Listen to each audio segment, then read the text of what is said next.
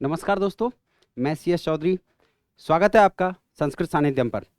मित्रों, 30 का तड़का में आज मैं आपके लिए लेके आया हूं व्यंजन संधि का एक शानदार टेस्ट। 30 क्वेश्चन हम हल करेंगे व्यंजन संधि से रिलेटेड। तो मित्रों, टेस्ट आप टेलीग्राम चैनल पर दे चुके हो, इसलिए तुरंत क्या करना है, क्वेश्चन नंबर डालना है और अपना अवसादा आंसर कमेंट करना है।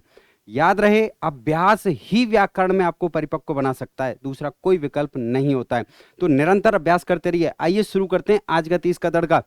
टॉपिक है हल संधि। पहले क्वेश्चन, हल संधे अपरम नाम अस्ति अच संधि, स्वर संधि, व्यंजन संधि और विसर्ग संधि। इससे सरल क्वेश्चन नहीं हो सकता मित्रों। तो जल्दी से कमेंट करके बता दीजिए कि आंसर क्या होगा। हल संदेह, हल संधि का अपरम यानी दूसरा नाम क्या है? सब जानते हैं, आप भी जानते हैं, तो जल्दी से बताइए हल संधि का दूसरा नाम क्या होता है।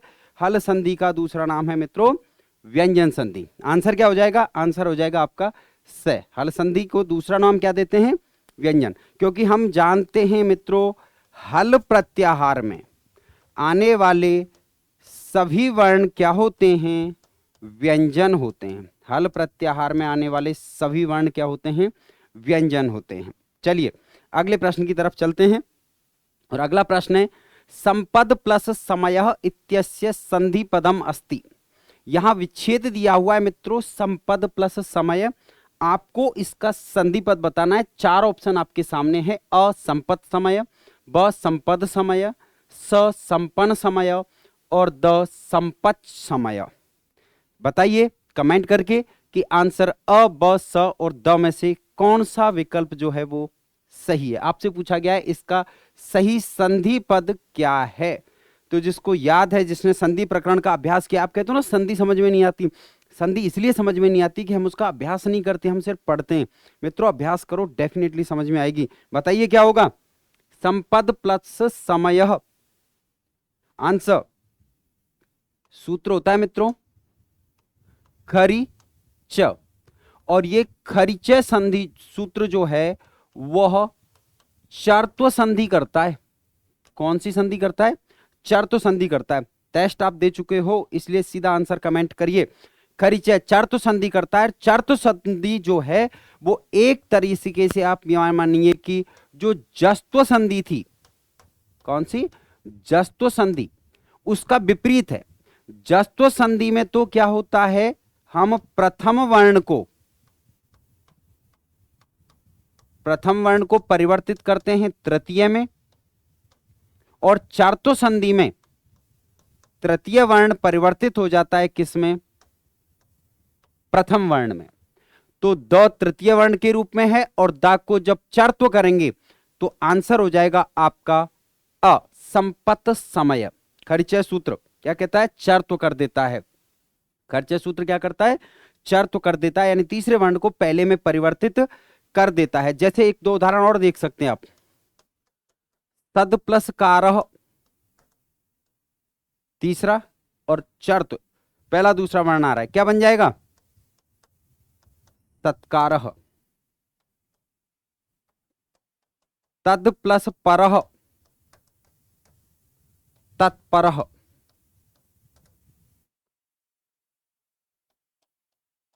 तद प्लस कालः तत्कालः। ये सभी कौन सी संधि के उदाहरण हैं?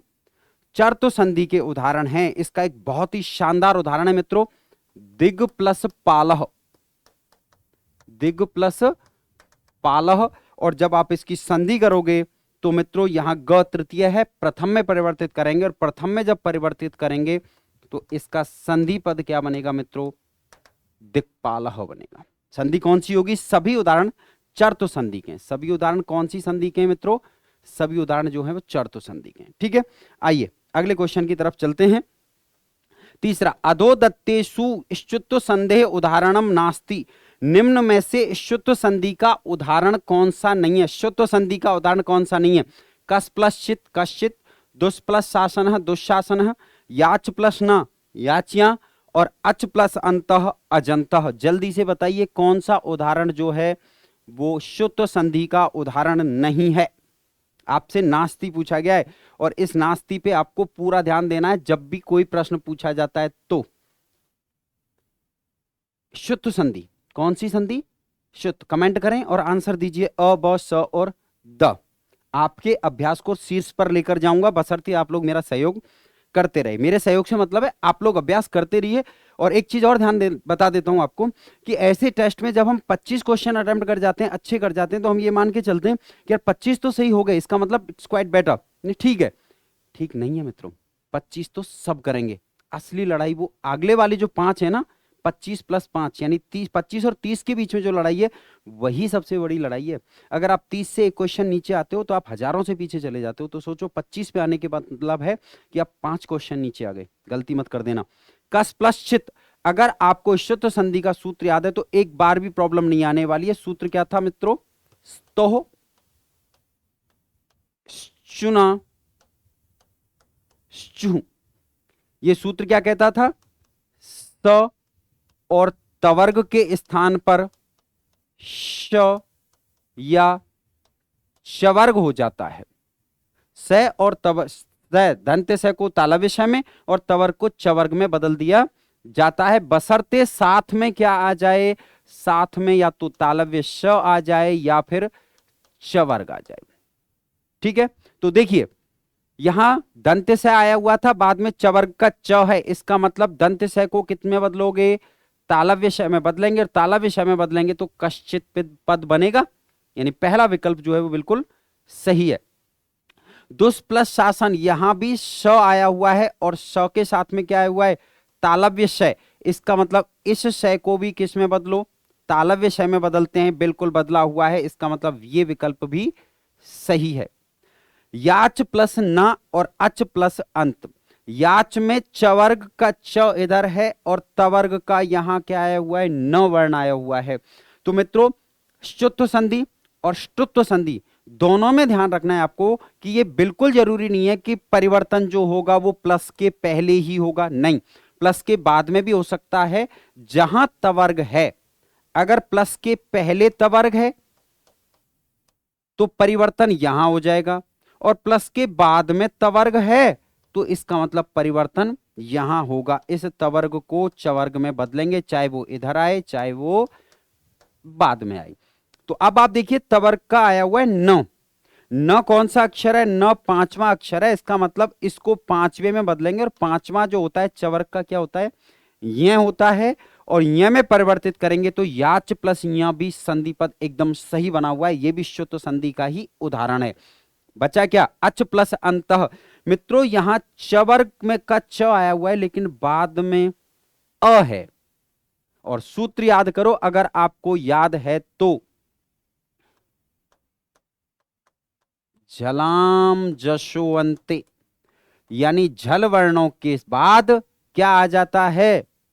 कोई भी स्वर आ जाता है तो जो पहला वर्ण है उसको तीसरे में परिवर्तित कर दिया जाता है, प्रथम वर्ण को तृतीय में बदला जाता है।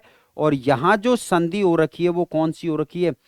जस्त्व संधि हो रखी है। और हमसे पूछा गया था इष्टुत्व संधि का उदाहरण नहीं है। तो मित्रों कौन सा उदाहरण जो इष्टुत्व संधि का उदाहरण नहीं है? अच प्लस अंतः जो है वो शुत्व संधि का नहीं, बल्कि कौन सी संधि का है? जस्त्व संधि का उदाहरण है। तो आपका आंसर हो जाएगा मित्रों द।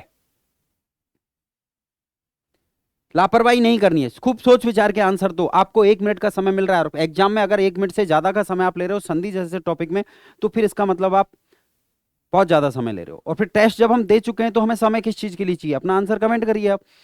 अदो दत्तेतु दत्तेषु जस्त्व संधे उदाहरणम नास्ति। पहली बात तो ध्यान रखना, क्वेश्चन पूछा गया नास्ति, और क्या पूछा गया है कि जस्त्व का कौन सा उदाहरण नहीं है?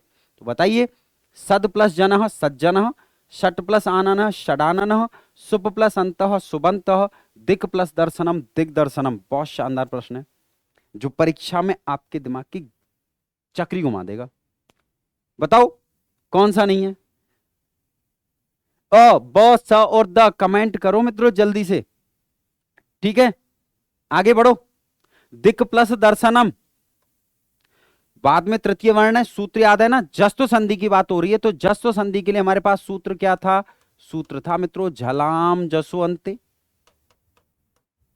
तो सूत्र को याद करो, और सूत्र को याद करके क्या करो, झल को जस होता है, बिल्कुल पहला जो क है उसके बाद में या तृतीय वर्ण आ रहा है तो क को ग होगा। हुआ है क्या? बिल्कुल हुआ है। दिग्दर्शन रूप तो 100% सही है, और आपसे पूछा गया है नास्ति यानी कौन सा नहीं है। सुप प्लस अंत, प प्रथम वर्ण है, बाद में अच यानी स्वर आ रहा है, झलाम जसो अंते से प को तीसरा वर्ण करेंगे, और प का तीसरा वर्ण क्या हो जाएगा? ब होगा। ब होगा तो सुबंत, बिल्कुल प को तीसरा किया गया है, ब किया गया है, इसका मतलब ये विकल्प भी बिल्कुल सही है। सट प्लस आनन, यहां भी झलाम जसवंते सूत्र लगाइए, ट के बाद में स्वर है, इसका मतलब ट को तृतीय वर्ण के रूप में क्या होगा? ड होगा, और ड होगा तो ड में अ मिलकर के षडाननय रूप बनाए। तीनों ही विकल्प जो है वो सही हैं। अब आप सोच रहे होंगे साहब यहां भी तो हमें तो ये भी ठीक ही लग रहा है, हमें तो ये भी ठीक ही लग रहा है। बिल्कुल आप लोगों को ठीक लग रहा होगा, क्योंकि यहां भी तो तीसरे में परिवर्तन हुआ है। लेकिन ध्यान रखना, यह तीसरे में जो परिवर्तन हुआ है वो इसलिए हुआ है कि यहां सूत्र जो प्रयुक्त हुआ है वो हुआ है तो चुनाश्चु, और स्तोश्चुनाश्चु सूत्र से जो संधि होती है वो कौन सी होती है? शुत्व संधि होती है। यहां देखिए तवर्ग, कौन से वर्ग का वर्ण आया हुआ है? तवर्ग, और बाद में कौन सा वर्ग आया हुआ है? चवर्ग। संधि को ध्यान से पढ़ लो, यहां से पढ़ लेना। तो तवर्ग के बाद में चवर्ग आए तो तवर्ग को किस में बदलते हैं? तवर्ग को चवर्ग में बदलते हैं। अब तवर्ग को चवर्ग में बदलने का नियम क्या है? तवर्ग को चवर्ग में यानी त को बदलेंगे च में, थ को बदलेंगे छ में, ड को बदलेंगे ज, पहले को पहले में, दूसरे को दूसरे में, तीसरे को तीसरे में, ध को बदलेंगे झ में, और न को बदलेंगे य में। तो आप देखिए यहां द जो था तवर्ग का था, और हमने उसको तीसरे ज में, द को ज में परिवर्तित किया है। इसका मतलब हमारा आंसर क्या हो जाएगा मित्रों? हमारा आंसर हो जाएगा ए, क्योंकि अ जो है वो जस्त्व संधि का नहीं शुत्व संधि का उदाहरण है।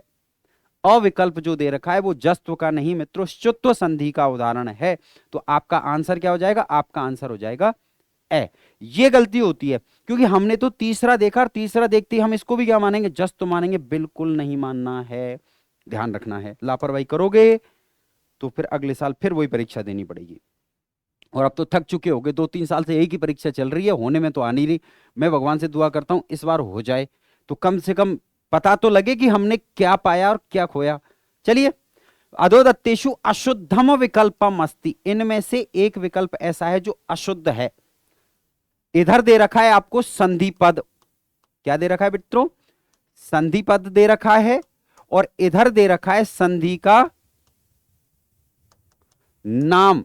केवल एक संधि पे बात कर रहे हैं हम, व्यंजन संधि।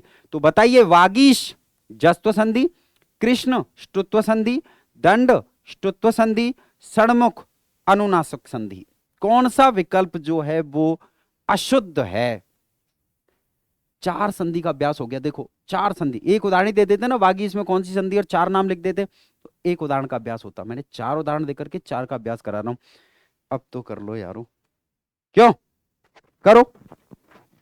बताइए, इस क्वेश्चन का आंसर वही दे पाएगा जिसने इसके विच्छेद करके अभ्यास किया है। बताओ आंसर करके, अ ब स द कौन सा विकल्प सही है? क्योंकि आप जितना समय लगाओगे क्लास उतनी लंबी होगी, फिर आप कहते हो साहब क्लास बड़ी हो जाती है। क्लास बड़ी नहीं होती, अभ्यास जरूरी है। वागीस विच्छेद करो,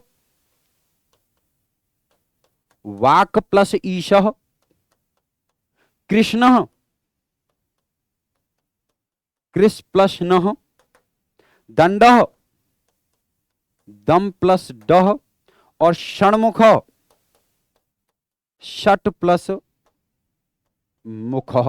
अब एक एक विकल्प पे आप चर्चा कर सकते हैं, और एक एक पे चर्चा करेंगे। तो देखिए यहां प्रथम वर्ण था और बाद में अच था, तो प्रथम को तृतीय में बदला गया, और पहले को तृतीय में जब बदलते हैं तो संधि जस्त तो होती है। कौन सी होती है? जस्त होती है, बिल्कुल। कृष यहां मूर्धन्य श के बाद में न आ रहा था, और न को यहां ण में परिवर्तित किया है, यानी कि स के साथ में ये जो न था ये किसका था? ये न था मित्रों तवर्ग का, और तवर्ग को किस में परिवर्तित करना था? टवर्ग में परिवर्तित किया है। तो टवर्ग में परिवर्तित करके ऋण बना है। जब भी तवर्ग को टवर्ग में परिवर्तित किया जाए तो संधि ष्टुत्व होती है। संधि कौन सी होती है? ष्टुत्व संधि होती है। षण्मुख, यहां यर प्रत्याहार का वर्ण है ट, और बाद में कैसा वर्ण है? बाद में अनुनासिक यानी पांचवा वर्ण है। और यर प्रत्याहार के बाद में कौन से प्रत्याहार का? यर प्रत्याहार का वर्ण है। यर के प्रत्याहार के बाद में अनुनासिक आता है, तो यर को भी क्या होता है? अनुनासिक हो जाता है अपने ही वर्ग का, और अपने ही वर्ग का अनुनासिक करेंगे तो ट का अनुनासिक क्या बनता है? ण बनता है। यानी ये संधि भी बिल्कुल सही है। तो मित्रों ये तीन विकल्प तो हो गए पूरी तरह से सही। दम प्लस ड ष्टुत्व संधि है कि नहीं? देखिए यहां द के ऊपर आया हुआ है अनुस्वार, और बाद में आया हुआ है ड। अनुस्वार, अपदांत अनुस्वार के बाद में अगर कोई वर्गीय व्यंजन आता है तो उसको परसवर्ण होता है। क्या होता है? परसवर्ण होता है। और परसवर्ण होता है तो मित्रों यहां जो संधि है वो कौन सी है? मित्रों यहां पर परसवर्ण संधि है, ना कि ष्टुत्व संधि। तो आपका आंसर क्या हो जाएगा? स आंसर हो जाएगा। दंड में परसवर्ण संधि है। जैसे पम प्लस चमह, अपदांत अनुस्वार के बाद में क्या आ रहा है? च आ रहा है, तो अनुस्वार को च का पांचवा करेंगे और यही अनुनास परसवर्ण होता है, तो रूप क्या बन जाएगा? पंचमः। गम प्लस गा, अपदांत अनुस्वार के बाद ग आ रहा है, तो अनुस्वार को ग के पंचम में करेंगे और ग का पंचम वर्ण बनाएंगे तो पद क्या बन जाएगा? गंगा। तो ये सभी परसवर्ण संधि के उदाहरण हैं। तो मित्रों यहां जो संधि हुई है वो परसवर्ण संधि हुई है, ष्टुत्व संधि नहीं हुई है। आंसर हो जाएगा आपका स। केवल नाम नहीं रटना है, उदाहरण के तरीके से चलो, गलती होने की संभावना खत्म करो, शून्य पे आओ गलती के मामले में। शुद्धम विकल्पम चुनो, शुद्ध विकल्प बताना है आपको। यहां संधि पद दिया हुआ है और बाद में उस संधि का सूत्र दिया हुआ है। कौन सा विकल्प है जो सही है? कैसा चुनना है? शुद्ध। मनश्च ष्टुनाष्टु राज्ञः तोश्चुनाश्चु हरिम वंदे जलाम जशोन्ते एतन मरारी मो अनुस्वारः। अरे सूत्र दिया तो सूत्र देख के डरना क्यों? कई बार सोचते हैं साहब सूत्र परीक्षा में आएंगे कि नहीं आएंगे। अरे सूत्र परीक्षा में आए नहीं आए, लेकिन हमें ये तो पता है कि ष्टुनाष्टु से यहां संधि कौन सी होगी? ष्टुनाष्टु से यहां संधि होगी ष्टुत्व। स्तोश्चुनाश्चु से कौन सी होगी? स्तोश्चुनाश्चु से संधि होगी ष्टुत्व। जलाम जसो अंत्य से कौन सी संधि होगी? जलाम जसो अंत्य से संधि होगी जस्त्व। और मो अनुस्वार से कौन सी संधि हो जाएगी? अनुस्वार। तो चाहे नाम याद कर लो चाहे सूत्र याद कर लो, अब इनसे आप पता तो लगा लोगे ना कम से कम भैया कि कौन सी संधि जो है वो नहीं बन रही है। तो बताओ, या तो सूत्र से पहचान लो या संधि के नाम से पहचान लो, लेकिन करना तो आपको विच्छेद पड़ेगा। बिना विच्छेद के इसको कर पाना संभव है नहीं। तो जल्दी से बता दो भैया कौन सा विकल्प जो है वो शुद्ध है। विच्छेद कर लेते हैं। विच्छेद करते हैं मित्रों। मनः चय का विच्छेद होगा मनस प्लस च, राज्ञ राज प्लस न, हरिम वंदे हरिम प्लस वंदे, एतन मुरारी एतद प्लस मुरारी।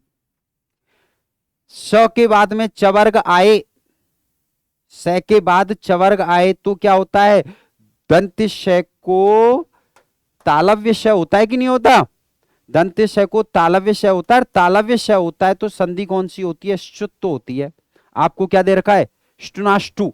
ये तो गलत है, क्योंकि शुत्व संधि का जो सूत्र है वो तो कौन सा है? तोहोश्चुनाश्चु है। पहला विकल्प बिल्कुल गलत है। दूसरा राज्ञ, देखो विच्छेद हुआ राज प्लस न। यहां देखिए ज चवर्ग है और बाद में तवर्ग है। यहां ज किसका वर्ण है? तवर्ग का वर्ण है, और न जो है वो ज चवर्ग का वर्ण है, न तवर्ग का वर्ण है। तो चवर्ग होने के कारण न को क्या हो जाएगा? न को हो जाएगा य, और इस तरीके से जो इसका विच्छेद बने संधि पद बनेगा वो क्या बनेगा? राज्ञ बनेगा, क्योंकि यहां पर हमारे पास बन जाता है राज और बाद में आ रहा है य।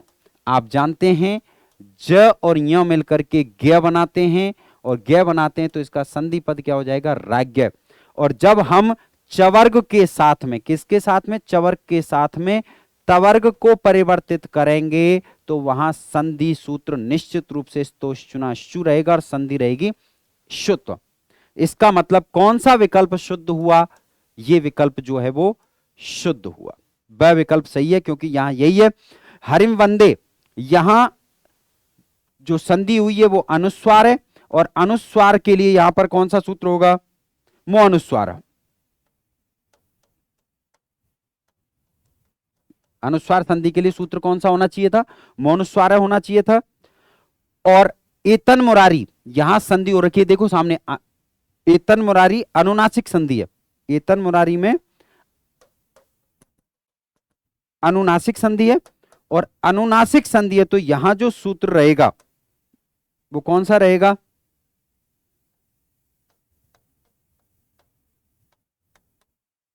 यरो अनुनासिके अनुनासिको वा। कौन सी संधि हो जाएगी, यहां पर मित्रों जो संधि होगी वो अनुनासिक संधि हो जाएगी। अब आपके सामने चारों विकल्प क्लियर हैं। मनश्चय में ष्टुत्व नहीं होगी, मनश्चय में कौन सी होगी, स्तोषणा सूत्र से शुत्व होनी चाहिए थी। राज्ञ बिल्कुल स्तोषणाशु सूत्र से शुत्व संधि ही होगी, इसलिए आपका आंसर क्या हो गया, ब हो गया।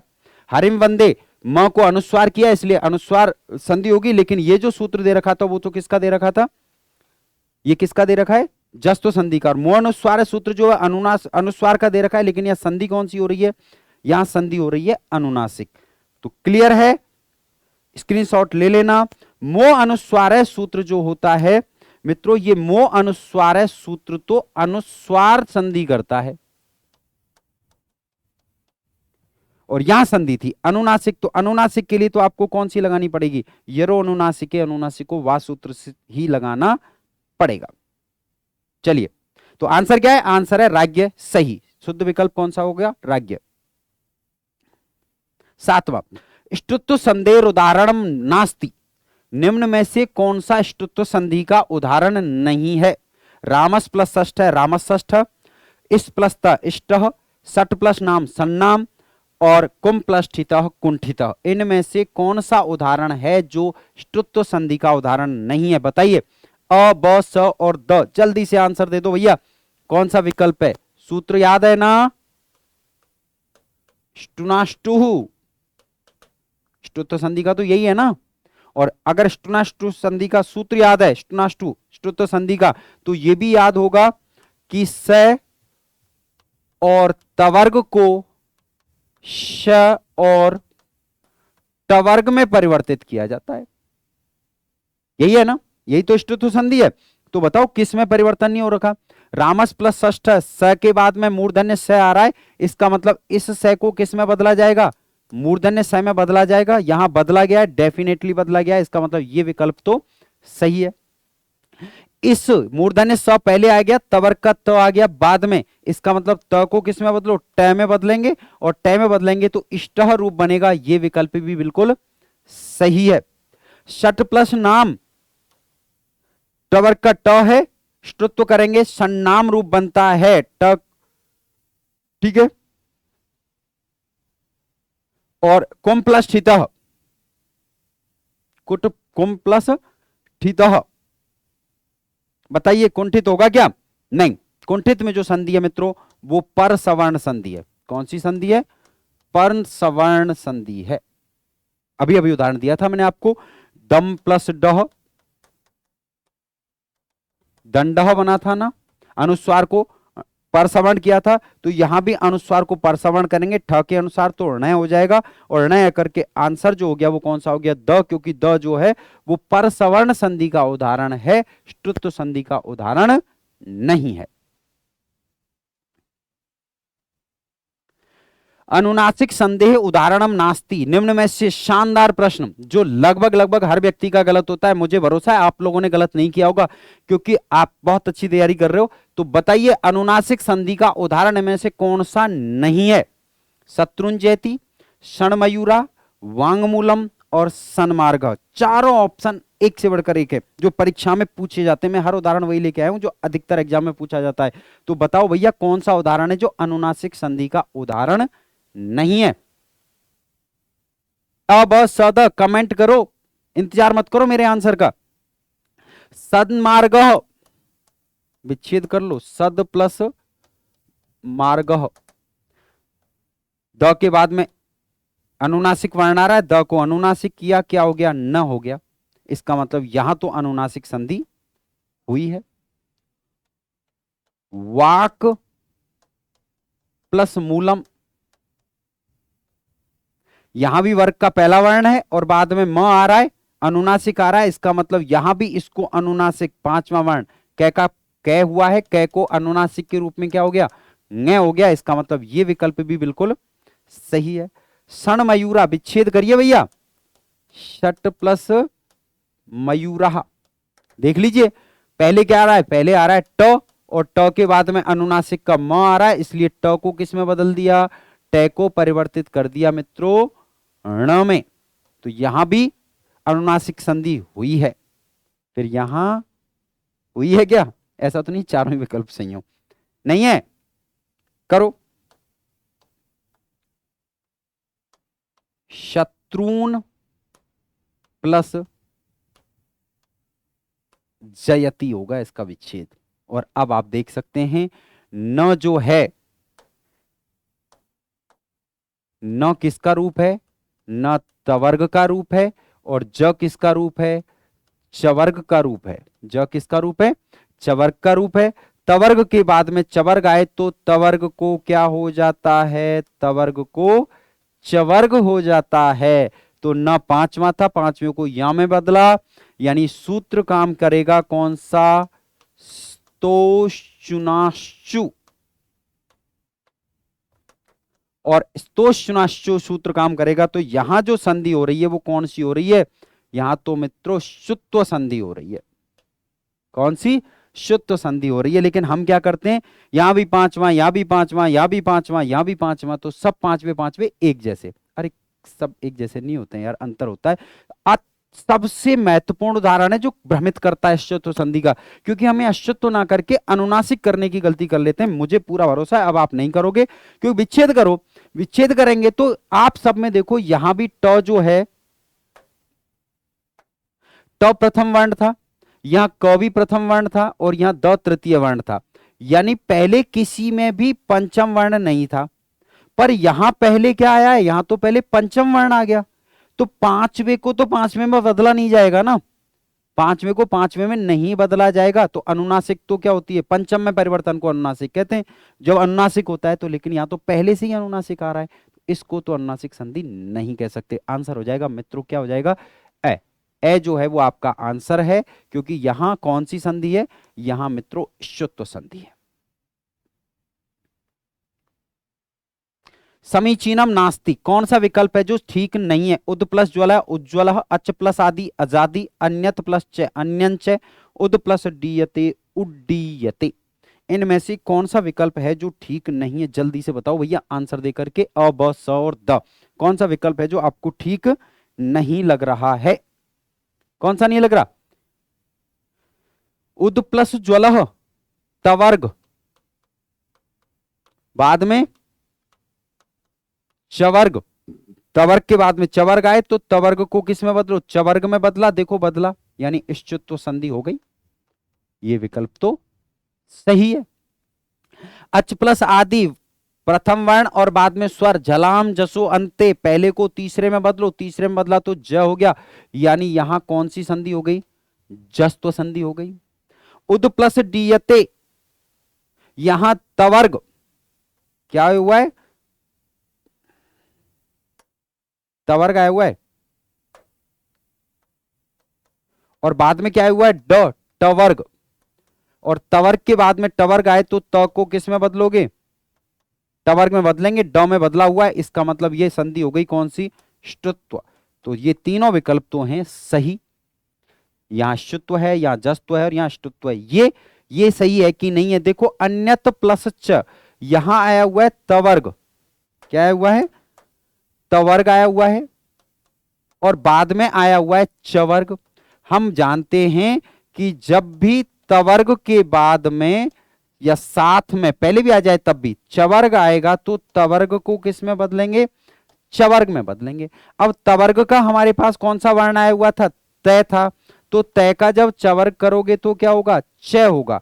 च होगा तो इसका जो संधि पद बनना चाहिए था वो बनना चाहिए था अन्यच्च, और संधि होनी चाहिए थी कौन सी, ष्टुत्व। लेकिन यहां तो जबरदस्ती से क्या करने की कोशिश की गई है, पर सवर्ण करने की कोशिश, अनुनासिक करने की कोशिश की गई है, पंचम वर्ण बनाने की कोशिश की गई है। तो ये विकल्प जो है वो ठीक नहीं है, ये विकल्प गलत है। इसका जो संधि पद बनेगा वो अन्यच्चय बनेगा।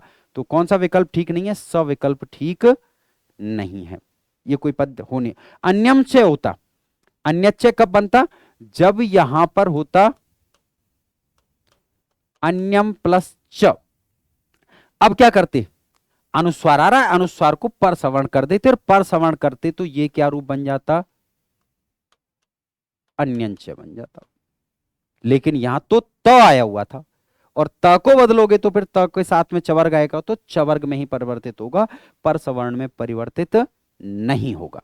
ठीक है, आइए अगले विकल्प क्वेश्चन की तरफ चलते हैं। 10वां क्वेश्चन, अनुनासिक संधे अशुद्धम विकल्पम चुनुत। 4 विकल्प दिए हुए हैं जिनमें से आपको चुनना है अनुनासिक संधि का अशुद्ध विकल्प, यानी ऐसा विकल्प जो अनुनासिक का उदाहरण नहीं है।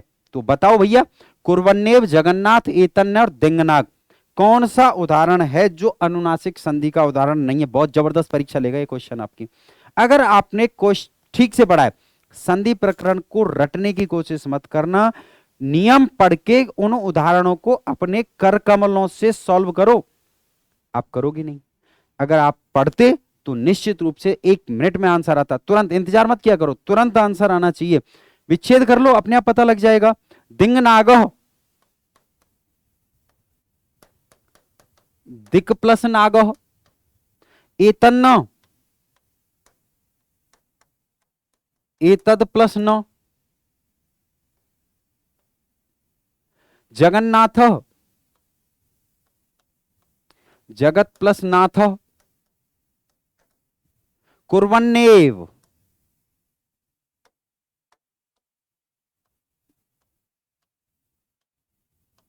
कुर्वन प्लस एव।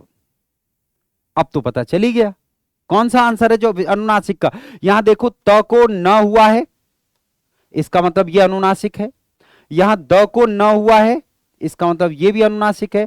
और यह क को 5वां क ख ग घ न हुआ है, यह भी क्या है, अनुनासिक है। तीनों विकल्प तो हैं वो अनुनासिक के हैं, लेकिन यह है क्या, नहीं, क्योंकि यहां तो पहले अनुनासिक वर्ण आ रहा है और बाद में आ रहा है स्वर। तो ये विकल्प जो है वो किसका है फिर, ये किसका है मित्रों, ये कह सकते हो आप आगम संधि का विकल्प है। आगम संधि होती है, अगर आपने सूत्र पढ़ा है तो मित्रों सूत्र होता है ङमो ह्रस्वादचि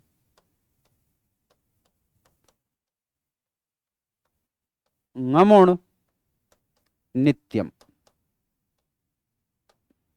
ङमो ह्रस्वादचि ङमुण नित्यम। ये सूत्र क्या करता है, ये सूत्र करता है ङ, ण और न, इनके बाद में यहां स्वर आ जाए। ठीक है, तो यहां पर किसका आगम हो जाता है, नित्य रूप से। यहां नित्य रूप से ङ से पहले ङ का, ण से पहले ण का और न से पहले न का आगम हो जाता है। जैसे प्रत्यंग प्लस आत्मा, तो ङ के बाद में स्वर आ रहा है और उससे पहले ह्रस्व अच, ह्रस्व अच, ह्रस्व स्वर है तो ङ को द्वित्व होगा, और द्वित्व होगा तो ये बनेगा प्रत्यंगात्मा। क्या बनेगा? प्रत्यंगात्मा। ऐसे ही तस्मिन प्लस इति, यहां न से पहले ह्रस्व अच है और बाद में स्वर आ रहा है, तो न को क्या होगा? न को भैया द्वित्व हो जाएगा, और द्वित्व यानी न का आगम हो जाता है। ngमोण, ngमोण का मतलब ng म ण और न का आगम हो जाता है।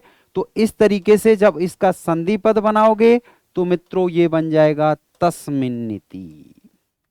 अब हमें तो क्या है, दो न इसमें थे, दो न इसमें थे, जब ये दो अनुनासिक है तो ये भी कैसा होगा? अनुनासिक होगा। हो सकता है कुछ लोगों ने ये आंसर दिया हो कि भाई तीनों में तो न आ रहा है तो वो तो एक जैसे हो ही गए, और ये अलग जा रहा है, इसलिए ये हो सकता है अनुनासिक संधि का शुद्ध विकल्प नहीं हो, अशुद्ध विकल्प हो। बिल्कुल नहीं, अनुनासिक का मतलब होता है पांचवें में परिवर्तन, लेकिन यहां तो मित्रों परिवर्तन नहीं हुआ। यहां न के बाद स्वर है और पहले ह्रस्व स्वर है, इसलिए ngम न का आगम हुआ है, और संधि का रहता है आगम। क्या नाम रहता है? आगम संधि।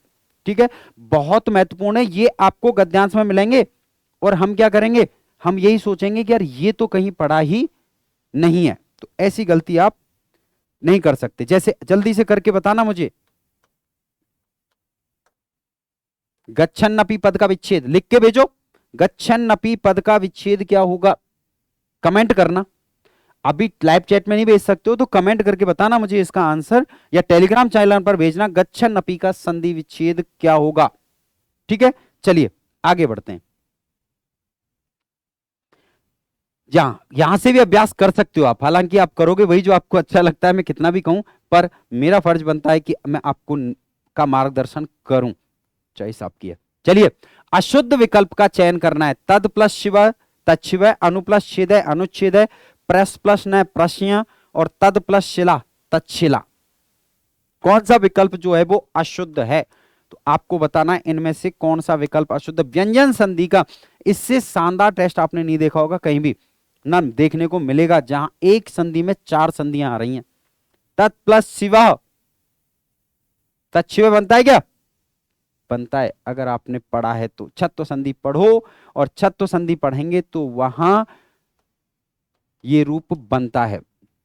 अनुच्छेद, अनु प्लस छेद, यहां तुक का आगम हो जाता है, तय का आगम होता है, अनुच्छेद रूप बनता है तुगागम में। किसमें? तुगागम में अनुच्छेद रूप बनता है।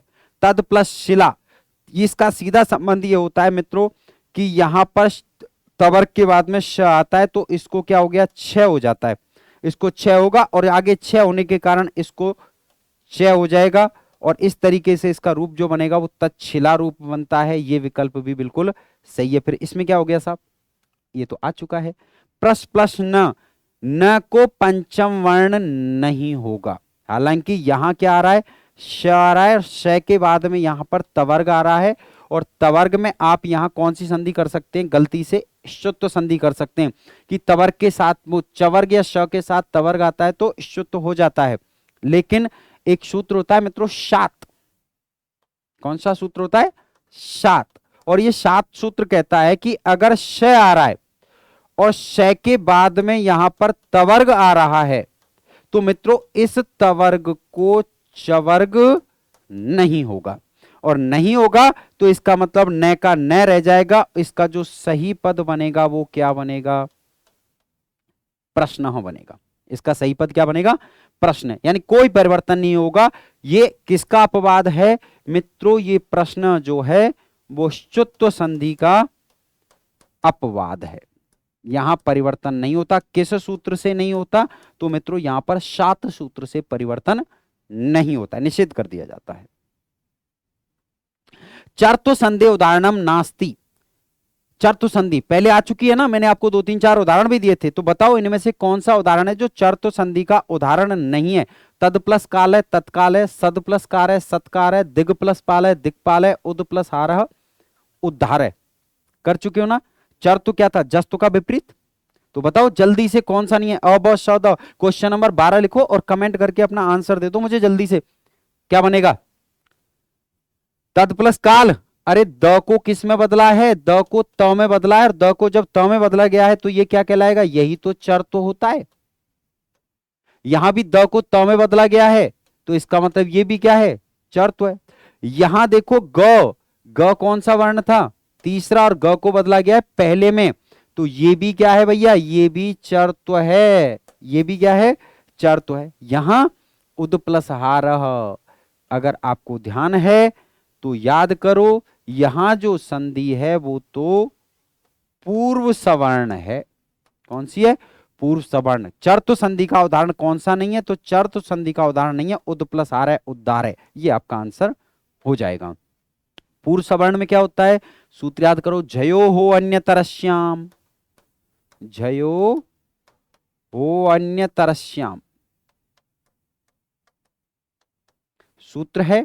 ये सूत्र क्या करता है कि यहां द आ रहा है उद, तो इस है को इस द के चौथे वर्ण में परिवर्तित करता है की जगह ध हो जाएगा, और तो उद धारय बना, और मिलाएंगे तो मिल करके इसका जो संधि पद बनेगा वो उद्धारय बनेगा, यही रूप। लेकिन संधि जो होगी वो चर तो नहीं होगी, कौन सी होगी, पूर्व सवर्ण होगी। संधि कौन सी होगी मित्रों, पूर्व सवर्ण संधि यहां पर होगी।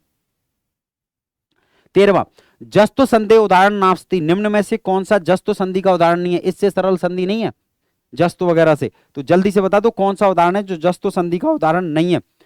उज्जैनी, उद प्लस जैनी, वाक प्लस दानम वागदानम, अप प्लस द अवदह, षट प्लस आनन षडानन।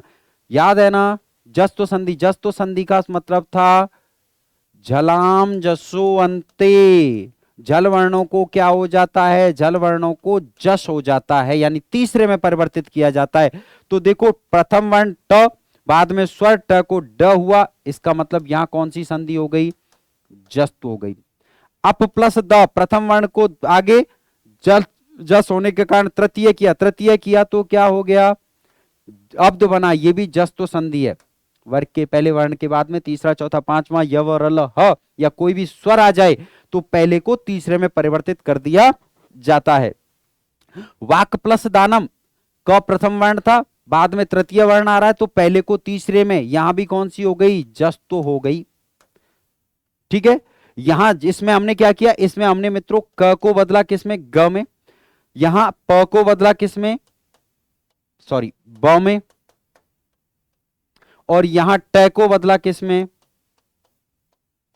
ड में। और जब भी तीसरे वर्ण में परिवर्तन करोगे तो जस तो संधि होती है। फिर क्या हुआ, फिर क्या हुआ, फिर यह हुआ कि इसको देखो, तो मित्रों यहां आपको वर्ण तो तीसरा दिख रहा है, लेकिन यह ध्यान रखना है कि पहले जो अवर्ण आया हुआ है वो किसका है, तवर्ग का, और बाद में किसका वर्ण है, बाद में है चवर्ग का। और जब तवर्ग को चवर्ग में परिवर्तित करते हैं तो वहां संधि जो होती है वो कौन सी होती है, शुद्ध होती है।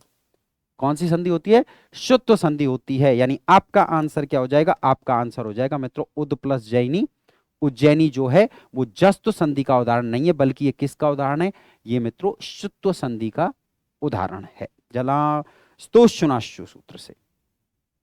14वां, वाक प्लस मयम वांगमयम इत्यत्र संधि वर्तते। वाक प्लस मयम वांगमयम सूत्र बना है, तो बताइए कौन सी संधि है, जस्तो संधि है, अनुनासिक संधि है, परसवर्ण संधि है, शुत्व संधि है। इससे सरल उदाहरण क्या होगा यार बताने के लिए, अब असद लिखो और बताओ कौन सी है। अरे वाक क है ना, और क को देखो संधि करते समय किस में बदला है, न में। और जब भी पंचम वर्ण में परिवर्तन होता है, प्रथम वर्ण है तो प्रथम वर्ण यानी यरो अनुनासिक, अनुनासिक वासे होता है पहले को, यानी पांचवा, यर को पंचम होता है। लेकिन एक सूत्र और होता है मित्रों, प्रत्यय भाषायाम नित्यम। यरो अनुनासिको अनुनासिको व सूत्र से, यरो अनुनासिके अनुनासिको व सूत्र से जो परिवर्तन होता है,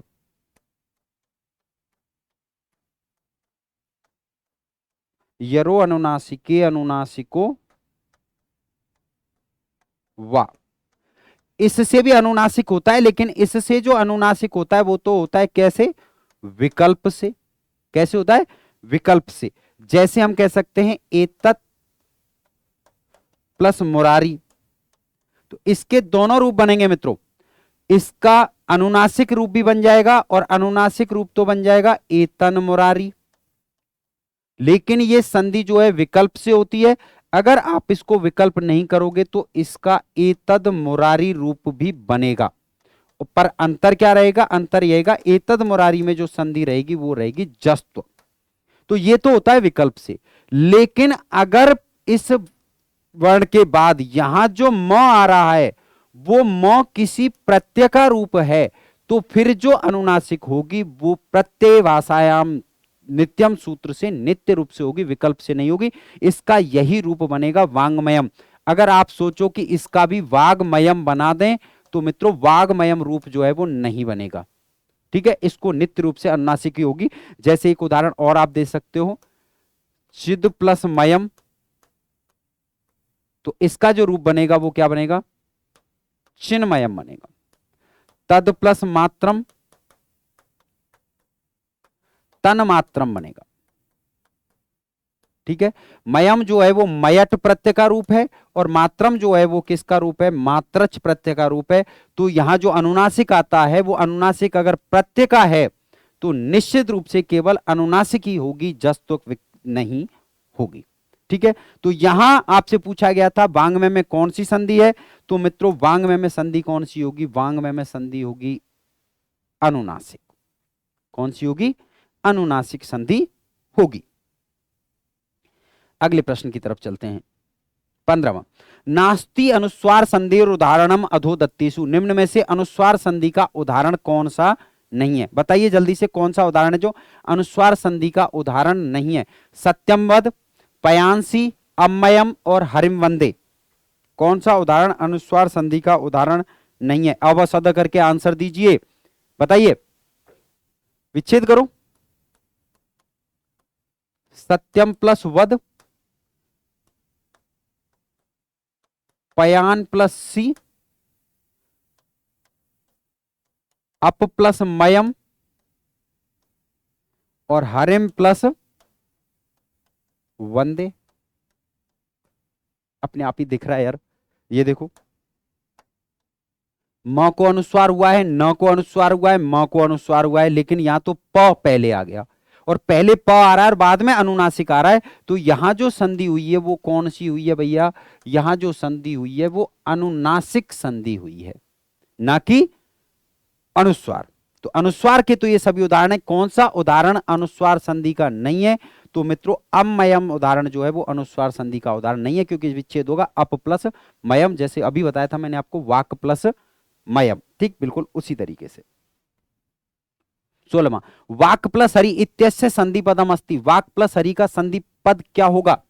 वाघरी, वाघरी, वाकघरी और अ और ब दोनों। आंसर दो जल्दी से, कौन सा विकल्प जो है वो सही है? वाक प्लस हरि, वाघरी, वाक हरि और अ ब दोनों। अगर आपने इसको हाथों से किया है तो निश्चित रूप से सही किया होगा। तो देखिए, वाक प्लस हरि, हम झलाम जसोअंते सूत्र पढ़ चुके हैं और झलाम जसोअंते सूत्र क्या कहता है? प्रथम वर्ण को तृतीय में बदलता है और ये हो जाएगा क्या? वाग हरि, और इस तरीके से इसका रूप बन जाएगा क्या? वाघ हरि। वाघ हरि में तो यहां संधि हो गई कौन सी मित्रों? जस्त्व। तो ये विकल्प तो डेफिनेटली बनता है, लेकिन इसके साथ साथ क्या ब विकल्प भी बनता है, क्योंकि एक ऑप्शन और है। तो मित्रों यहां ध्यान रखना कि सूत्र होता है कौन सा? अभी बताया था मैंने आपको, जयो हो अन्य तरस्याम।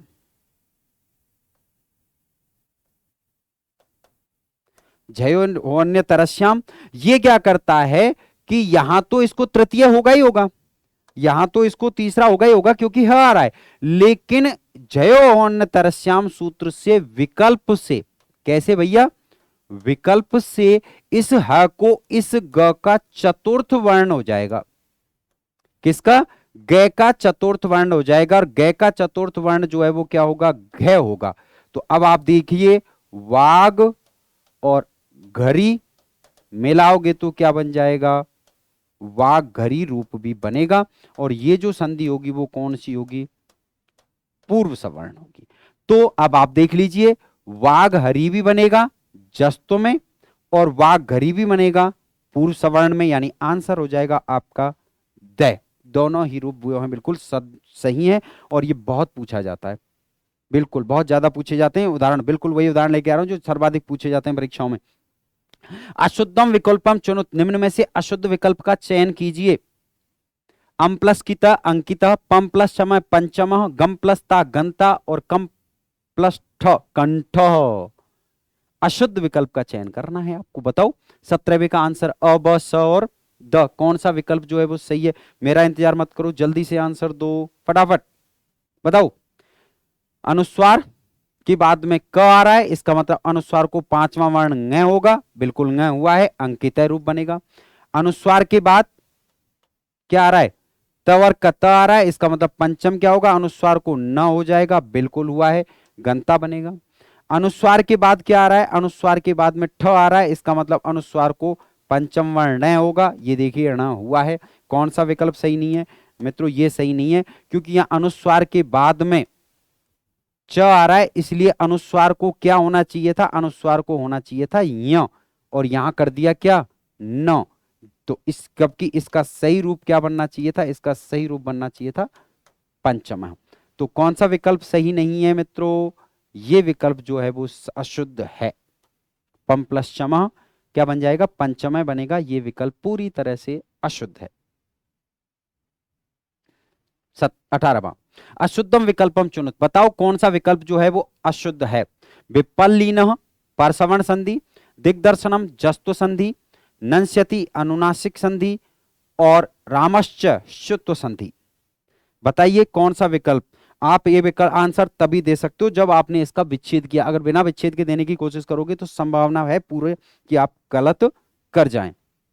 अब 18वें क्वेश्चन का आंसर लिखो फटाफट, सोचा मत करो। एक दूसरे का इंतजार करते हो कि वो दूसरा दे देगा तब मैं दूंगा। देख लेता हूं उसने क्या दिया है। विपल्लीन, विपद प्लस लीनो, दिग्दर्शनम, दिक प्लस दर्शनम, नंश्यति, नम प्लस श्यति और रामश्च, रामस प्लस च। विच्छेद कर दिए भैया, अब तो कर लो, बता दो जल्दी से कौन सा विकल्प जो है वो अशुद्ध है? विपल्लीन, विपद प्लस लीन, बिल्कुल यहां पर सवर्ण संधि हो रही है। सूत्र है तोरली। कौन सा है भैया? तोरली सूत्र से ये विकल्प तो बिल्कुल सही है। दिग्दर्शनम, पहले को तीसरा क के बाद में वो आ रहा है, द आ रहा है, तीसरा आ रहा है, तो जस्तो संधि बिल्कुल हुई है, पहले को तीसरा हो रखा है। यहां रामश्च, ये देखिए स के बाद में चवर्ग आ रहा है, तो स को किस में बदला गया? तालव्य श में बदला गया। इसका मतलब ये तो संधि है। फिर नंश्यति में कौन सी है मित्रों? नंश्यति का विच्छेद किया हमने, नम प्लस शति, म के बाद में स आ रहा है, तो अनुस्वार होगा नश्च पदंतास्य जली, नश्च अपदांतस्य जली। तो इसके अनुसार यहां जो संधि होगी मित्रों वो होगी अनुस्वार, नश्चापदांतस्य झलि।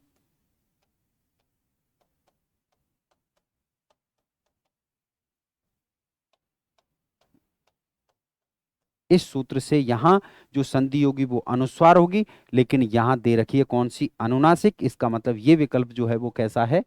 अशुद्ध है।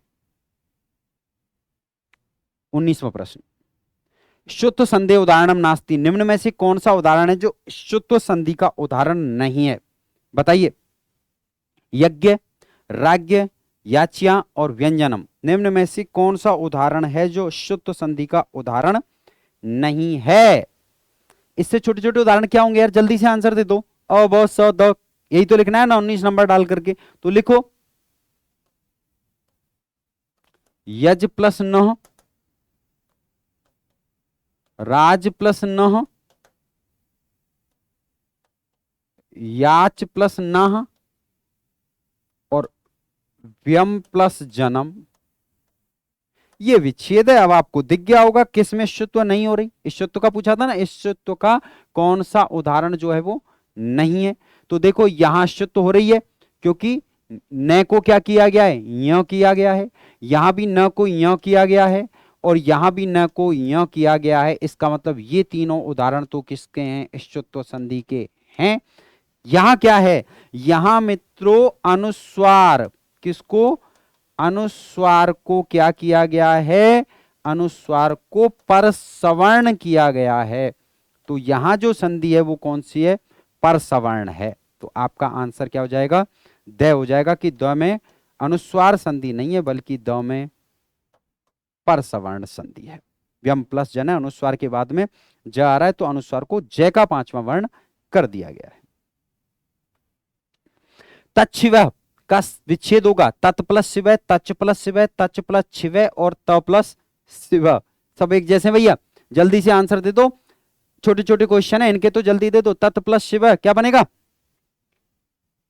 बताओ, तच प्लस शिव बनेगा तच्छिव का, तच प्लस छिव बनेगा, त प्लस छिव बनेगा। कौन सा बनेगा, जिसने छत्व संधि को पढ़ा है, कौन सी संधि को, छत्व संधि को पढ़ा है और सूत्र पढ़ा है षष्ठ्योअटि, वो कर लेगा और वो बिल्कुल डेफिनेटली करेगा कि तत् प्लस शिव, इसका जब संधि पद करेंगे तो ये देखिए त को च होगा और श को क्या होगा, छ, क्या हो जाएगा, छ हो जाएगा और इस तरीके से इसका जो संधि पद बनेगा वो क्या बनेगा, तच्छिव। तो आंसर हो जाएगा आपका तत् प्लस शिव। सूत्र आपके सामने है षष्ठ्योअटि, ठीक है। स को क्या होता है, इसमें श को छ हो जाता है, श को छ हो जाता है। तद ज्ञानम,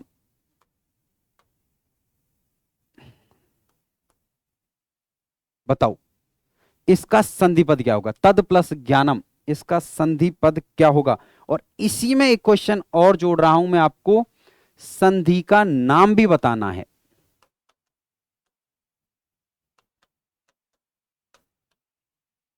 क्वेश्चन नंबर डालना 21, पहले आंसर दो अ ब स द, कौन सा विकल्प जो है वो सही है। और दूसरा और अति महत्वपूर्ण क्वेश्चन कि इसमें आखिर संधि कौन सी हुई है, आपको संधि का नाम भी बताना है। बताओ, तद प्लस ज्ञानम, तत् ज्ञानम, तज ज्ञानम, तय ज्ञानम या तस् ज्ञानम, निम्न में से कौन सा विकल्प जो है वो सही है। और सही है तो क्यों सही है, और क्यों का जवाब कब मिलेगा, जब आपको पता होगा कि यहां संधि कौन सी है। कमेंट करके लिखो कि क्वेश्चन नंबर 21 में ये संधि है। आंसर विकल्प दूं, लो भैया, तो इसको कैसे करोगे, 21 ए कर लो और इसका अविकल्प है जस्त्व, ब विकल्प है शुत्व, स विकल्प है अनुनासिक और द विकल्प है परसवर्ण। 21 का आंसर दो पहले, बस अदा करके 21 ए का आंसर भी दो। क्वेश्चन नंबर 21 ए लिखो और फिर बताओ अब सौदा यानी 1 2 3 कौन सा ऑप्शन जो है वो बिल्कुल सही है, बताइए, कमेंट करो भैया, इंतजार मत करो मेरा।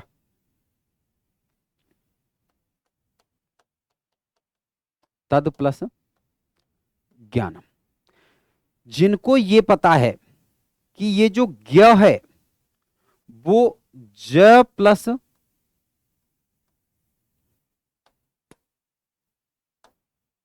ये जो ज्ञ है वो ज प्लस य से बनता है ना। तो इसका मतलब आप जब लिख रहे हैं तो यहां हो गया तद प्लस ज प्लस य, आगे जो है उसको यथावत ले लेंगे। तो देखिए यहां जो त आ रहा है वो तो कौन सा वर्ग आ गया, त वर्ग आ गया, और जो ज आ रहा है वो कौन सा वर्ग आ गया, वो मित्रों च वर्ग आ गया। और हम जानते हैं कि जब तवर्ग हो और तवर्ग के साथ में चवर्ग आ जाता है तो तवर्ग को किस में बदला जाता है? तवर्ग को चवर्ग में बदला जाता है। अब यहां तवर्ग के रूप में आया हुआ है क्या? द। तो द को किस में बदलोगे? द को बदलोगे ज में, क्योंकि तवर्ग में परिवर्तन कर रहे हैं, ज में। और आगे ज्ञानम पद है, गैस का विच्छेद आपको बता चुका हूं, जय और ये है, लेकिन संधि करते समय तो ज्ञानम ही रहेगा और इस प्रकार इसका संधि पद बनेगा तज ज्ञानम। तो मित्रों अब आपको आंसर ये भी मिल गया होगा कि इस तज ज्ञानम पद में कौन सी संधि है। तो देखो, जब हम तवर्ग को किस में बदल रहे हैं, जब हम तवर्ग को चवर्ग में परिवर्तित कर रहे हैं, तो मित्रों यहां पर निश्चित रूप से जो संधि होगी वो कौन सी? इष्युत्व होगी। यानी अगर आप में से जिस भी व्यक्ति ने 21 का आंसर तो दिया है ब और 21 ए का आंसर दिया है, ये भी ब ही है संयोग से शायद, बिल्कुल दोनों ही आंसर जिसने ब दिए हैं वो मेरी तरफ से बहुत बहुत बधाई का पात्र है और वो रियली सिलेक्शन का हकदार है। एक आध क्वेश्चन गलत हो जाते हैं, पीछे हो सकता है उसके हो गए, मैं मना नहीं कर रहा, लेकिन इस तरीके के क्वेश्चन का जो आंसर दे रहा है वो डेफिनेटली सिलेक्शन का हकदार है, क्योंकि उसने इसको समझ के दिया है। ध्यान रखना, संधि कौन सी होगी? आंसर हो जाएगा आपका ब। और संधि कौन सी होगी भैया? संधि होगी इष्युत्व संधि। कौन सी होगी? इष्युत्व संधि। एक्स शानदार उदाहरण, इससे बढ़िया उदाहरण नहीं मिलेगा इष्युत्व संधि का। या तो सार्गिंजय मिलता है और या शत्रुंजयति, और तीसरा ये इष्युत्व संधि के जो महत्वपूर्ण उदाहरण है ना, उसमें शत्रुंजयति आ चुका है आपके सामने, ऐसी सार्गिंजय और अभी तज ज्ञानम। अशुद्धम विकल्पम चिनुत, उद प्लस पन्न उत्पन्न, आपद प्लस काल है आपत्काल, लब प्लस यते लप्स्यते, और भेद प्लस तुम भेद। खूब अच्छी तरीके से अभ्यास करा चुका हूं यार इस संधि का, तो इससे बढ़िया क्या होगा? बताओ कौन सा विकल्प जो है वो अशुद्ध है? आपसे पूछा गया अशुद्ध विकल्प कौन सा है। तो यार इंतजार कर रहा हूं मैं आपके आंसर का, तो भैया आंसर दे दो। उद प्लस पन्न उत्पन्न, डेफिनेटली चर तो हो रखा है, और चर तो होता है तो चर तो में पहले में परिवर्तित होता है, ठीक है। आपद प्लस काल है, यहां भी चर तो हो रखा है, ये विकल्प भी सही है। वेद प्लस तुमुन, यहां भी त हो रखा है, द को किस में बदला हुआ है? त में बदला हुआ है, इसका मतलब यहां भी संधि कौन सी हो रखी है? चर तो हो रखी है। तो तीन विकल्प तो सही है। फिर यहां क्या? तो देखिए भ के बाद में आ रहा था स, तो भ के बाद में स आ रहा था, तो भ को होना चाहिए था प, और प होकर के इसका जो रूप बनता वो क्या बनता? लप्स्यते बनता। संधि वो भी यहां भी क्या होती? चर तो होती, लप्स्यते रूप बनता, लेकिन यहां रूप क्या दे दिया? लप्स्यते। इसका मतलब कौन सा विकल्प जो है वो अशुद्ध है? तो मित्रों लब प्लस श्यते का जो लप्स्यते रूप बना हुआ है वो विकल्प गलत है, ये आपका आंसर होगा। सही रूप क्या बनेगा? लप्स्यते बनेगा। और संधि कौन सी होगी? चर तो। कौन सी होगी? चर तो होगी। 23, अशुद्धम विकल्पम चुनुत, निम्न में से अशुद्ध विकल्प का चुनाव करो। लब प्लस ध लब्ध, बुध प्लस दी बुद्धि, दुग प्लस द दुग्ध, और क्षुभ प्लस द क्षुब्ध। कौन सा विकल्प जो है वो अशुद्ध है? कौन सा विकल्प है जो अशुद्ध है? 23, 23 ए, संधेर नाम किम, संधि का नाम भी बताना है। अ शुत्व, ब जस्त्व, स पूर्व सवर्ण, और द पर सवर्ण। दोनों के आंसर दे दो, 23 का भी दो और 23 ए का भी दो। तो पहले 23 का दे दो, क्या बन रहा है? लब प्लस द लब्ध। इन सभी उदाहरणों में कौन सी संधि है? जो गलत है वो अशुद्ध है, तो अशुद्ध में तो अपन कोई देखेंगे ही नहीं, लेकिन जो शुद्ध रह गए तीनों वो एक ही संधि के उदाहरण है, तो आपको बताना है वहां कौन सी संधि है, ठीक है। और अशुद्ध को छांट लेते हैं पहले। अशुद्ध कौन सा है? लब प्लस द लब्ध रूप बिल्कुल बनता है, बुध प्लस दी बुद्धि रूप बिल्कुल बनता है, और दुग प्लस द दुग्ध रूप बनता है। अशुद्ध विकल्प है क्षुभ प्लस ध क्षुब्ध। ये क्षुब्ध नहीं बनेगा मित्रों, ये शुभ ध बनेगा। अगर आपको सूत्र याद है तो ठीक है, नहीं है तो मैं लिख देता हूं झलाम जस झसी। झल वर्णों के बाद ये कहता है कि अगर झल वर्णों के बाद में झस प्रत्याहार का कोई वर्ण आ जाता है तो झल को क्या हो जाता है, जस हो जाता है। जस का मतलब तीसरा, तो तीसरा होना चाहिए था क्षुब्धय का जो सही रूप बनना चाहिए था वो बनना चाहिए था क्षुब्धः। क्या बनना चाहिए था, क्षुब्धः बनना चाहिए था, तो क्षुब्धय बना हुआ है, गलत है। अगर अब क्षुब्धय बना करके देखोगे तो कौन सी संधि हो रही है, तो मित्रों हम झल वर्णों को किस में परिवर्तित कर रहे हैं, जस में परिवर्तित कर रहे हैं, इसलिए यहां पर जो संधि हो रही है वो सभी में कौन सी है, तो सभी में मित्रों जस तो संधि है। तो 23 का आंसर तो हो जाएगा द, और 23 ए का आंसर हो जाएगा ब। सभी उदाहरण जो है वो किसके हैं, जस तो संधि के। जस तो संधि में दो सूत्र हैं, एक तो है झलाम जस झसी और दूसरा है झलाम जसवंते। ये दोनों ही सूत्र जो हैं वो कौन सी संधि करेंगे, दोनों ही सूत्र जस्तो संधि करते हैं। ये भी जस्तो संधि करता है और झलाम जसवंते भी जस्तो संधि करता है। पूर्व सवर्ण संधि समीचीनम विकल्पम नास्ति, निम्न में से पूर्व सवर्ण संधि का सभी विकल्प कौन सा नहीं है। क्वेश्चन को ठीक से पढ़ लेना, कौन सा विकल्प है जो सही नहीं है और कौन सी संधि का नहीं है, पूर्व सवर्ण संधि का कौन सा विकल्प है जो ठीक विकल्प नहीं है। अप प्लस द अब द, अप प्लस हरणम अपभरणम, वाक प्लस हीन वाग्घीन, और अच प्लस अलौ अज्झलौ। बताइए भैया कौन सा विकल्प जो है वो समीचीन विकल्प नहीं है पूर्व सवर्ण संधि का।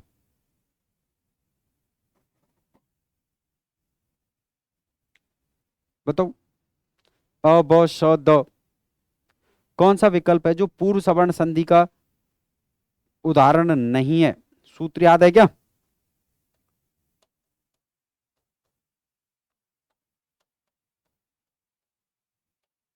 जयो हो अन्य तरस्याम, और सूत्र कहता है कि जय के बाद में ह आए तो ह को विकल्प से जय का कौन सा वर्ण हो जाता है, चतुर्थ। तो देखिए ह को चौथा वर्ण हो रखा है, बिल्कुल है, यहां भी है को चौथा हो रखा है, ये चौथा किसका होगा, इस पहले वाले का। तो क को ग करेंगे क्योंकि जस तो होनी है, च को ज करेंगे क्योंकि जस तो होनी है। अब है को इस ग का चौथा घ कर दिया, और यहां जय को ह का जय है को ज का चौथा ज कर दिया। ये दोनों विकल्प जो हैं वो तो पूर्व सवर्ण के सही हैं। फिर समझा देता हूं, ध्यान रखना इसको, फिर ध्यान से समझ लो। यहां क है और बाद में ह है, तो इस क को तो ग करना ही करना है क्योंकि जस तो होगी, लेकिन यहां आगे है को विकल्प से घ भी किया जा सकता है। क्या किया जा सकता है, घ। तो ग और घ के साथ में जो संधि बनी वो वाग्घी ने बन गई, बिल्कुल सही है। अच प्लस हलो आगे ह है, इसलिए च को तो जस्तु में ज होगा ही होगा, लेकिन इस ह को इस ज का चौथा किया जा सकता है झ, तो ये अज्झलो बन गया। दोनों विकल्प सही हैं।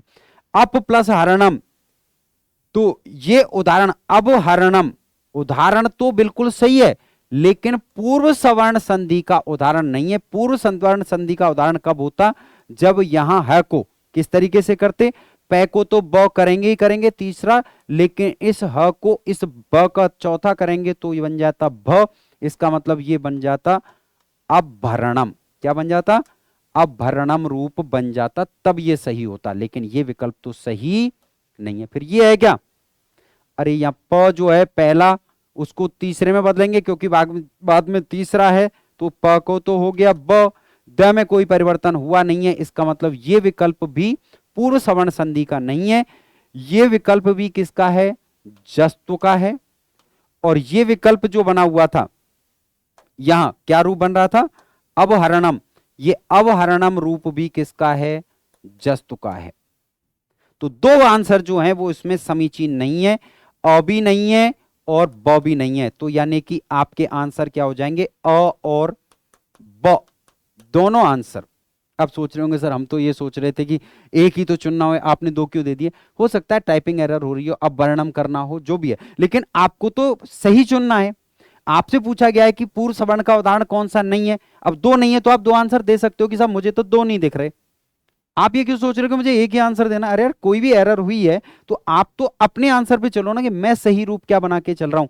तो मित्रों अप प्लस द से जो अपदय बना है वो किस में बना है, जस्तु में बना है। और अप प्लस अर्णम, अब वर्णम बना है वो भी किस में बना है, जस्तु में बना है। और हमें चाहिए थी पूर्व सवर्ण, तो पूर्व सवर्ण के तो ये दो उदाहरण हैं। इन दोनों में तो ये पूर्व सवर्ण, और इन दोनों में हुई है कौन सी, जस्तु। ठीक है, आगे बढ़ो। 25वां प्रश्न कहता है अतोदत्तेषु असंगतम विकल्पम अस्ति। असंगत को ध्यान रखना, अशुद्ध नहीं, असंगत, यानी जो तीन से भिन्न है। प्रत्यंग प्लस आत्मा प्रत्यंगात्मा, धावन प्लस एव धावन एव, सन प्लस अंत सन्नंत, और एतद प्लस मुरारी एतन मुरारी। बताओ कौन सा विकल्प है जो असंगत है, यानी बाकी तीन से भिन्न है। क्वेश्चन नंबर 25 डालो, और 25 डाल करके मुझे बताओ कि अ ब स और द कौन सा विकल्प जो है वो असंगत है। बताइए। प्रत्यंग प्लस आत्मा मैं इससे पहले आपको बता चुका हूं, और आपको बताया था ngमो ह्रस्वादचि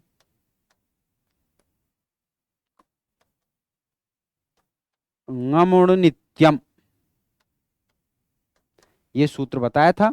और इस सूत्र के लिए मैंने आपको क्या कहा था कि अगर न म सॉरी न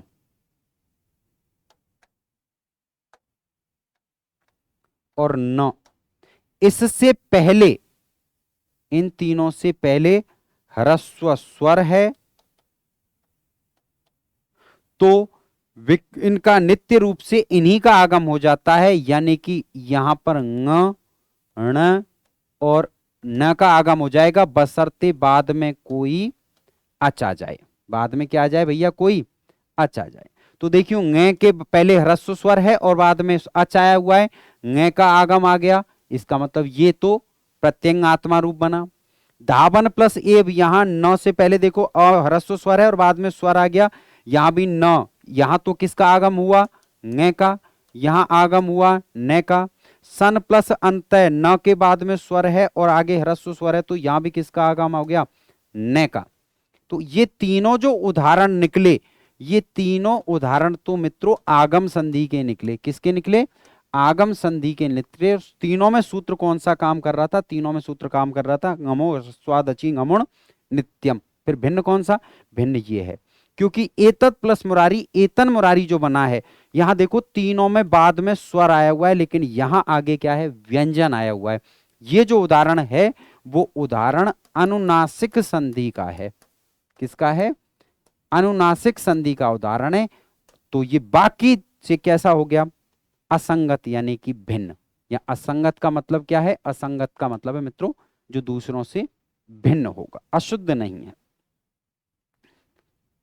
ये वाले उदाहरण बहुत मिलेंगे आपको, ये वाले, इनको ध्यान रखना, क्योंकि ऐसे जब दिखते हैं तो जगन्नाथ और इन सब से तुलना करके हम क्या करते हैं, इनको अनुनासिक करने की गलती कर जाते हैं। विच्छेद करे बिना कभी भी उत्तर मत दे देना। चलो अगला, और अगला है मित्रों समीचीनम विकल्पम नास्ति। षट प्लस मुख षडमुख, अच प्लस अलौ अज्झलौ, तस्मिन प्लस इति तस्मिन नीति, और सर्वे समीचीना संति। पहली बार ये ऑप्शन आया शायद, लास्ट वाला है ना। तो बताओ बेटा कौन सा विकल्प जो है वो ठीक नहीं है। षट प्लस मुख षडमुख है, बनता है क्या, बताओ जल्दी से, अब सदा कमेंट करो। क्वेश्चन नंबर 26 डाल करके, षट प्लस मुख है षणमुख, अनुनासिक संधि होगी, कौन सी होगी, अनुनासिक होगी। अच प्लस हलौ, अभी अभी बताया था मैंने आपको, इसको तीसरा जस तो हो गया, और इसको पूर्व सवर्ण होकर के झ हो गया, यानी यहां संधि कौन सी हो रही है, पूर्व सवर्ण संधि हो रही है। ये विकल्प भी बिल्कुल सही है। तस्मिन प्लस इति, अभी अभी आया था ना, सन प्लस अंत है, यहां न से पहले ह्रस्व स्वर है और बाद में स्वर है, तो न का आगम हो गया, यानी यहां कौन सी संधि हो रही है मित्रों, या आगम, गमोड़ आगम संधि हो रही है, इसका मतलब तीनों विकल्प सही हैं, और तीनों विकल्प सही हैं तो आपका आंसर क्या हो जाएगा, द हो जाएगा। सभी विकल्प सही हैं। एक एक उदाहरण को नोट कर लेना, अपने पास पीडीएफ टेलीग्राम पे उपलब्ध है, वहां से कर लेना। 27वां, मनान प्लस सी मनांसी इत्यत्र संधि सूत्रम अस्ति। पहली बार सूत्र पूछ रहा हूं व्यंजन संधि में, इससे पहले नहीं पूछा ना शायद, जहां तक मुझे याद है। तो बताइए मनान प्लस सी का जो संधि पद बना, क्या बना, मनांसी। इसका संधि सूत्र कौन सा है, मो अनुस्वार है, नश्च पदांतस्य झली, अनुस्वार से यही पर सवर्ण है, और जलाम जस जसी। अब सूत्र वूत्र मत पूछा करो, डर लगता है। अरे मित्रों, सूत्रों से डर नहीं लगता, अभ्यास न करने से डर लगता है, जो आप नहीं करते हो। उदाहरणों का अभ्यास करो, फिर ना सूत्रों से डर लगेगा ना उदाहरणों से डर लगेगा। और डरनाने वाले तो वैसे भी बहुत हैं, इससे क्या डरना है यार। चलिए मनान प्लस सी बनाओ, मनानसी रूप बनता है, डेफिनेट बनता है। इसी तरीके एक एक उदाहरण और बता देता हूं आपको। पयान प्लस सी, संधिपद बनाओगे पयांसी।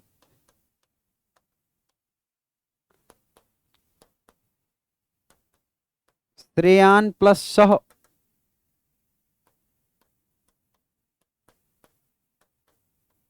श्रेयांश। ध्यान रखना, ये सब ऐसे ही हैं, बहुत काम के हैं ये। तो बताओ कौन सा सूत्र है, नश्च पदांतस्य झली। ये सूत्र कहता है कि अपदांत न या म के बाद झल वर्ण आए तो न और म को अनुस्वार हो जाता है। मो अनुस्वार है जो करता है, ये तो करता है मित्रों किसको, पदांत म को। पदांत म के बाद में, पदांत में हो और इसके बाद में जल प्रत्याहार का कोई वर्ण आ जाए तो क्या होता है, म को अनुस्वार हो जाता है। लेकिन ये सूत्र नश्च पदांतस्य झली, ये अपदांत न और म को करता है, तो मनांसी, पयांसी, श्रेयांश, विद्वांस, नम प्लस्यति रूप बनेगा नंश्यति। नम धातु के लृट लकार के रूप चलते हैं, ध्यान रखना, ये किसके, लृट लकार के, नंश्यति से चलते हैं। तो ये सभी जो उदाहरण है वो नश्चा पदांतस्य झली सूत्र के उदाहरण है। संधि कौन सी रहेगी, संधि तो मित्रों यहां अनुस्वार ही होगी। संधि तो कौन सी होगी, संधि तो यहां अनुस्वार ही है, लेकिन सूत्र बदल गया है। मो अनुस्वार है, मो अनुस्वार है का उदाहरण अगर आपको याद है तो अभी अभी आया था, और इसका सर्वाधिक प्रचलित उदाहरण है ये हरिम प्लस वंदे, ये बन जाएगा हरिम वंदे। ये मोनुस्वार से होगा, लेकिन अपदांत न मा को तो किससे होगा, नश्चा पदांतस्य झली सूत्र से ही होगा। 28वां, छत्तो संधि उदाहरणम नास्ति। निम्न में से छत्तो संधि का कौन सा उदाहरण नहीं, अभी बताया था मैंने छत्तो संधि क्या होती है, पदच्छेद, उच्छ्वास, सच्छीलम और तच्छ्लोक। छत्तो संधि सूत्र याद करो, सश्वटी, सूत्र याद करो सश्वटी, और जल्दी से उत्तर दो, पदच्छेद, उच्छ्वास और सच्छील और तच्छ्लोकम, इनमें से कौन सा है जो छत्व संधि का उदाहरण नहीं है, बताओ। अवसद 28 अवसद, अब तक की मेहनत पे पानी मत फेर देना, सही करना। पद प्लस छेद, उद प्लस श्वास,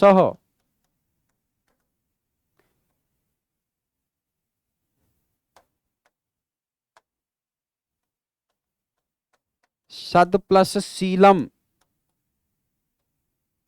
और तद प्लस श्लोकम। देख लो इन तीनों में यहां द को च,